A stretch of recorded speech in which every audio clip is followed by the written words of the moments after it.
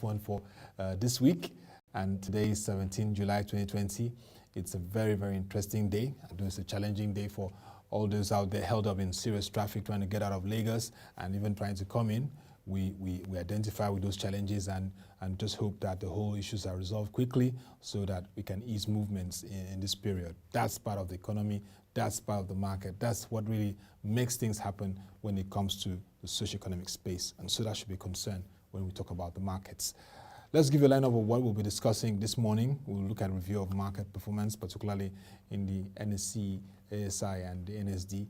Corporate disclosures are on board this period. We'll look at the corporate disclosures that we have at the moment.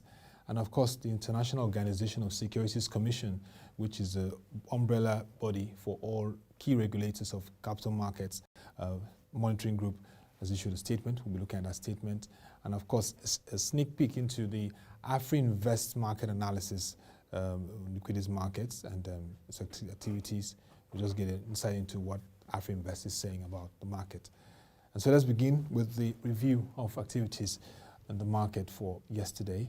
In the equities markets, the market closed yesterday on a positive note as the NSE ASI appreciated by plus 0.3% to close at 24,230.06 basis points, as against plus 0.06% appreciation recorded previously. Its year-to-date returns at the moment currently stands at plus 9.36%. In terms of market breadth, it closed positive as Ikeja Hotels led 17 gainers as against 16 losers, topped by NACO. At the end of yesterday's session, it showed an improved performance when compared with previous outlook. In terms of market turnover, it closed negative as volumes moved down by minus 0.44% as against plus 0.003% uptick recorded in the previous session. Sterling Bank and FBN Holdings and Japan Oil were all the most active to boost the market turnover, while Airtel Africa and FBN Holdings topped market value list. Regal Insurance led the list of active stocks that recorded an impressive volume spike at the end of yesterday's session. From the NASD OTC markets, market capitalization closed yesterday at 523.34 billion naira with a share index of 712.45 points. Year-to-date trade volume is 7.81 billion and year-to-date trade value is 10.22 billion. And let's go to one of the listed companies. That is just the update that we have currently. That was not initially put in the lineup, but it's come up now. And a major mover of the markets, MTN, major player in the telco space, major player in the voice and data, is in its continued drive to lead digital transformation, is fostering inclusion, improving customer experience, and maintaining the highest quality of service for its customers. The MTN Nigeria PLC announced the trial of its eSIM services on the network based on approvals received from the Nigeria Communications Commission. The next step is in the evolution of subscriber identity models, SIM cards. eSIMs are designed to deliver unprecedented freedom and flexibility. Unlike the physical SIMs, eSIMs are built in for smartphones, devices, and wearables. They support multiple profiles and allow customers to connect multiple numbers to their eSIM devices. Notwithstanding the sophistication of the eSIMs, the onboarding requirements are same as are required for a physical SIM. Hence, SIM registration in line with existing regulatory prescriptions remains a requirement for activating a service embedded with an eSIM. eSIMs are particularly useful for people who want to manage personal and business lines easily and effectively or want a separate profile for data. The new technology will also be extremely convenient for frequent travelers and tourists, making it easier for them to opt for and keep a local subscription when visiting Nigeria. The trial, which kicked off Wednesday this week, will run for 1 year and is open on the first-come, first-served basis to a limited number of subscribers who own compatible devices. MTN is always pushing things, innovation, and it's interesting that it's listed in the capital market, and that is something that investors and shareholders and analysts will be watching to see the impact of this innovation as it affects the market. Let's get on to some corporate disclosures and developments and meetings Omoluabi Mortgage Bank, yes, Omoluabi Mortgage Bank PLC, notifies the Nigerian Stock Exchange and investing public that a meeting of the Board of Directors has been scheduled to hold on the 30th of July 2020 to approve the unaudited financial statement for period ended 30th June 2020. Further to the above, the company has declared a close period from the 15th day of July, which was from Tuesday, until 24 hours after the mid-year account has been released on the exchange. Consequently, no director, persons discharging managerial responsibilities, and all connected persons may directly or indirectly deal in the company's securities during the closed period. And still on corporate disclosures and notification on board meetings, the ICO Insurance PLC is announcing and notifying the public and investors and of course the exchange of its board meeting to look at the second quarter 2020 board meeting on July 30th, 2020. It's to review and approve the result and performance for the period ended June 30, 2020. It also says that any decision reached as it affects the approval of the accounts shall immediately be communicated to the exchange. Meanwhile, in line with the provisions of Section 17.2 of the amendment to the listing rules, it informs all observers and investors, shareholders, that there shall be a closed period from July 15, 2020 to July 31st, 2020, both days inclusive. And from annual general meetings, Global Spectrum Energy Services PLC is notifying the investing public that it's holding its AGM, annual general meeting, on 31st of August 2020 at the Dovo Hotel, Plot 10, Road 16, Olubumiowa Street, Lekki Phase 1 in Lagos. And that will be at 11 a.m. to transact the following business. First, to lay before the members the audited financial statements for the year ended December 31st, 2019, together with the reports of the auditors, directors, and audit committees thereon. To elect and re-elect directors, to authorize the directors to fix the remuneration of auditors for the 2020 financial year, to elect members of the audit committee in accordance with Section 259, subsection 4 and subsection 5 of the Companies and Allied Matters Act, Cap C20 LFN 2004. Special business will be to fix the remuneration of the directors, to consider and if thought fit to pass the following as an ordinary resolution. That a general mandate will be given to directors to enter into recurrent transactions with related parties for companies' day-to-day operations, including amongst others the procurement of goods and services on normal commercial terms. There are notes here that for proxy, a member entitled to attend and vote at this meeting is also entitled to appoint a proxy to attend and vote in his or her state.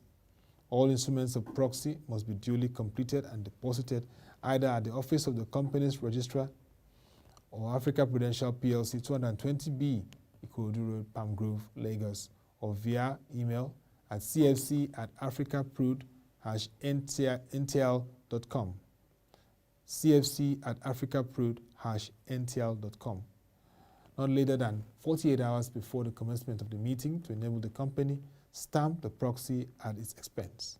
A blank proxy form is attached to the annual report and will also be made available on the company's website, which is www.globalspectrumplc.com, for members' ease of access. In compliance with the federal and state government's directive on social distancing and gatherings and rules limiting social gatherings to a maximum of 20 persons, as well as the guidelines issued by the Corporate Affairs Commission on the holding of AGM by public companies by proxy, the company has obtained the approval of the Corporate Affairs Commission to conduct the meeting by proxy only and to consider the special business listed above. Consequently, shareholders are required to appoint a proxy of their choice from the list of nominated proxies below. Rear Admiral Austin Oyaga, retired, Mr. Odunuga Samiat Adebanke, Mr. John Williams Adebayo, Mr. Detola Rahim. Closure of register. The register of members and transfer books of the company will be closed from the 14th day of August 2020 to the 21st day of August 2020, both days inclusive, for the purpose of the AGM notice. In terms of the Audit Committee, in accordance with Section 259, subsection 5 of the Companies and Allied Matters Act, Cap C20 LFN 2004, any member may nominate a shareholder for election as a member of the audit committee by giving notice in writing of such nomination to the company secretary at least 21 days before the AGM. Such notice of the nominations should be sent via email to contact@globalspectrumplc.com. contact@globalspectrumplc.com for the attention of the company secretary. The Securities and Exchange Commission's Code of Corporate Governance for public companies provides that members of the audit committee should have basic financial literacy.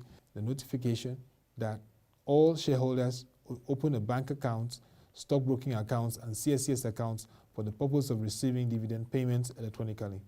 A detachable application form for e-dividend is attached to the annual report to enable all shareholders to furnish particulars of their accounts to the registrar as soon as possible. In terms of the unclaimed dividend warrants and share certificates, shareholders are hereby informed that a number of dividend warrants which were returned to the registrar as unclaimed are still in the custody of registrars. Any shareholder affected by this notice is advised to contact the company's registrars at Africa Prudential PLC, 220B, Kurudu Road, Pangrove, Lagos, or via cfc@africaprudential.com.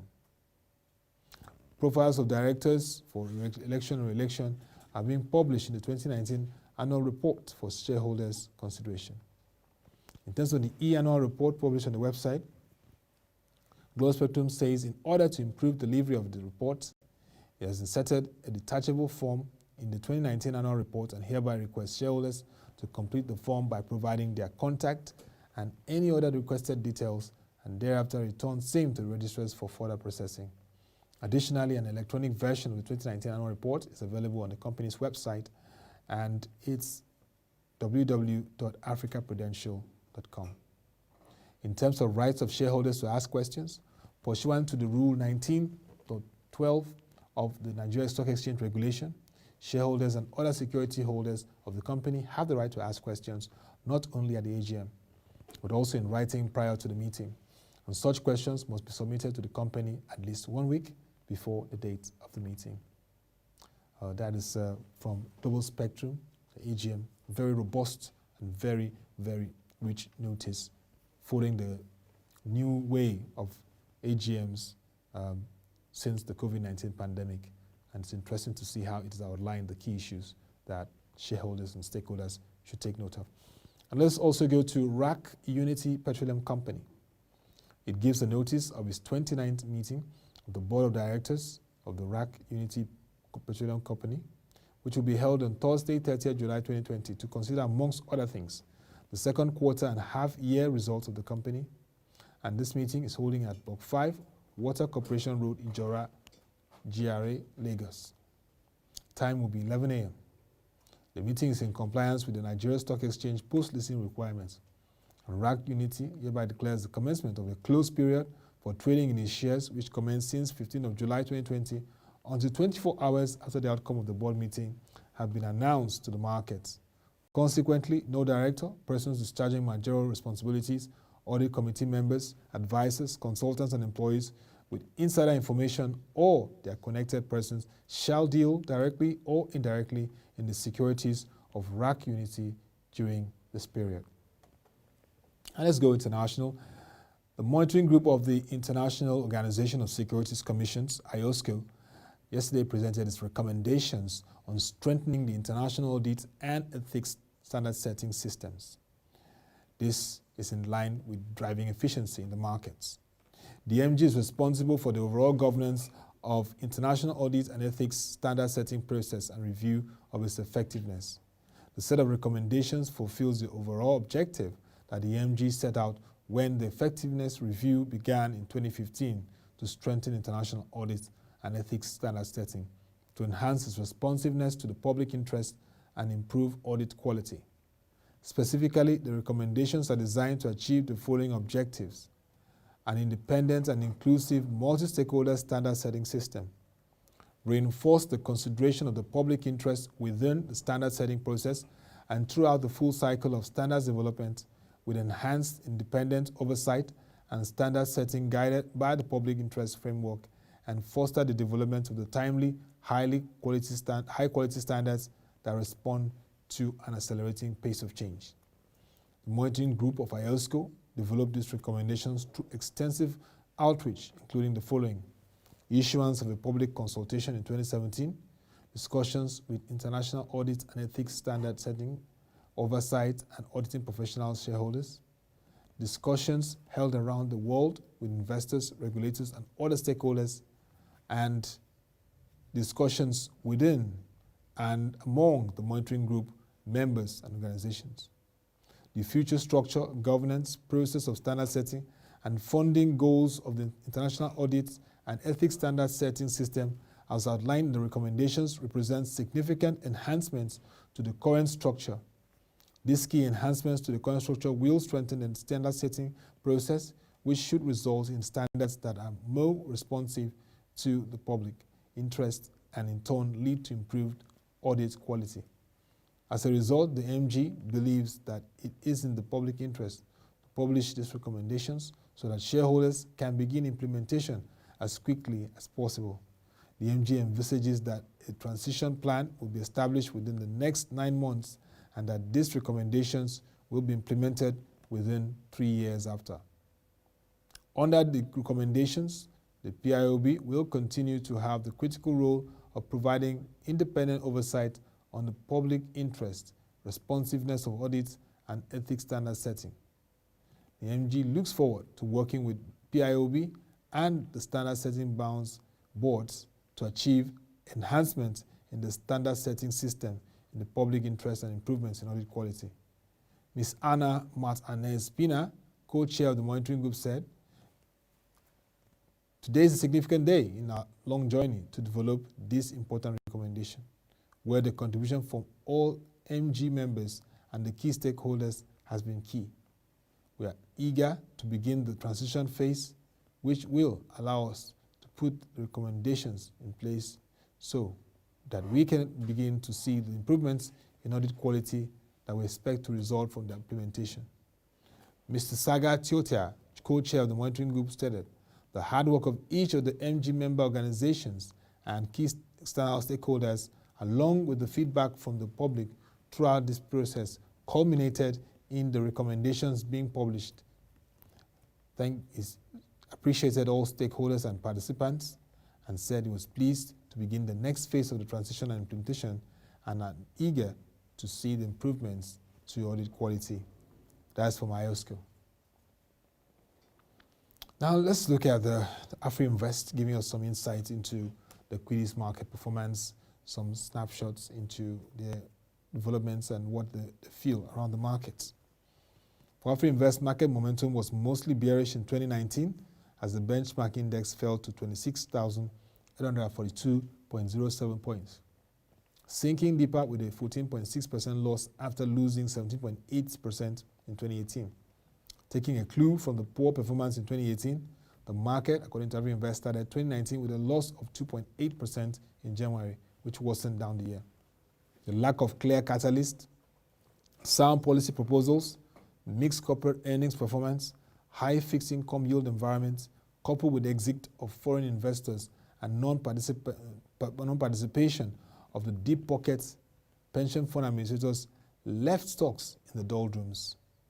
Although there were pockets of positive stimulus, such as new listings from Airtel and MTN, 2019 election and fund reallocation on the back of Oman restrictions, these were insufficient to change the narrative for 2019.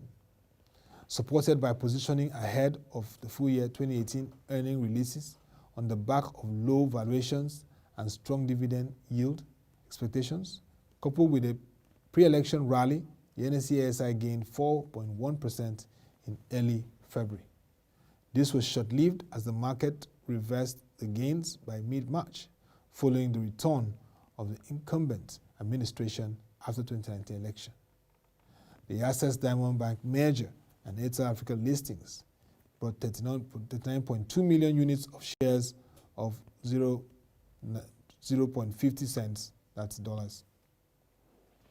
It had no impact on the market, while listing of MTN Nigeria, which was 20.4 billion units of shares at 90 naira, drove gains for few sessions. Quarterly earnings performance from key corporates were uninspiring, and the renewed interest following the exclusion of local corporates and individuals from the OMO market in fourth quarter of 2019 was short-lived. A weak macroeconomic environment and lack of structural reforms have continued to elevate Nigeria's risk profile when compared with other frontier markets, thus fueling investors' risk-off approach. The NSE traded at an average of 7 points, implying gross undervaluation. Compared with the MSCI Frontier Index with a 2019 10.8 times average, in 2018 12.9 times average, further illuminates the relative loss of its premium valuation with regional peers. As the bearish sentiment engulfed the local bourse, activity level fell with average daily volume and value declining 21.2% and 20.8% to 209.4 million units and 3.6 billion respectively in full year 2019. Notably, the months of February, May, June, and October had the highest trade driven by a series of events. A soft pre-election rally in February pushed average daily value traded to 4.7 billion as investors took positions with the hope of a change in government. The listing of MTN on May 16, 2019 resulted in a surge in activity level as average value traded rose to 10.6 billion naira, pushing total trade value for the month to 97.8 trillion naira. Activity in June was shaped by the divestment of the major shareholder in Forte Oil, which propped monthly average value of 4.9 billion naira. In terms of the economy, the Nigerian economy and financial market outlook 2020, domestic macroeconomic review and outlook, and the largest employer of labor. Similarly, according to AfriInvest, it will result in a higher tax collection without a steep cost to growth and investment, although AfriInvest does not expect this to make a dent to the federal government's revenue target. In addition to borrowing to plug its fiscal deficit, the federal government plans to borrow $30 billion for an ambitious infrastructure program. The proposal has been submitted and, of course, has been looked at by the National Assembly. The details of these plans still look scanty, hence the timeline of issuance and the type of borrowing to be done, which is not fully clear.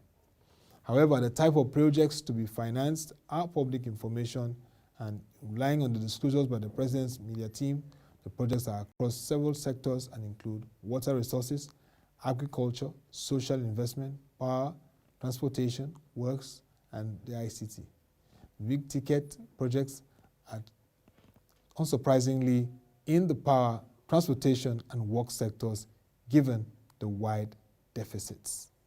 They have implications of these debts, which will be a significant jump in the federal government's external and total debts, which IMF has just warned about, that may rise to 36.5% in terms of GDP to debt to GDP ratio. And so AfriInvest has really called for coherence in policy, and the challenge will come in the form of the higher cost of servicing the debt. They assume that the current average cost of debt and its debt service could easily surge to 3 trillion naira, with the debt service to revenue ratio facing even more unsustainable levels. Those are things that must be considered as Nigeria continues to navigate this very challenging period of the COVID-19 pandemic and the crude oil price shock. It has been a very, very eventful week looking at market developments and activities, financial capital markets relates to the economy, and we just want to thank you for always joining us every 10 a.m. Through the week. We hope that you will continue this conversation with us in the new week. And that will be all for the market review. You can join us throughout the week for reports, analysis, and exclusive interviews on the Nigerian financial and capital market. Also log on to our website, www.prochange.com. To all investors and the public this period, please we remind you to beware of online platforms that promise 100 to 200% returns and are not registered or regulated by the Securities and Exchange Commission. We know that these are schemes and strategies that will rip you off of your savings and investments. Please be very careful and always clearly ask questions and make inquiries before making those investments. That will be all for this edition. Thank you for watching.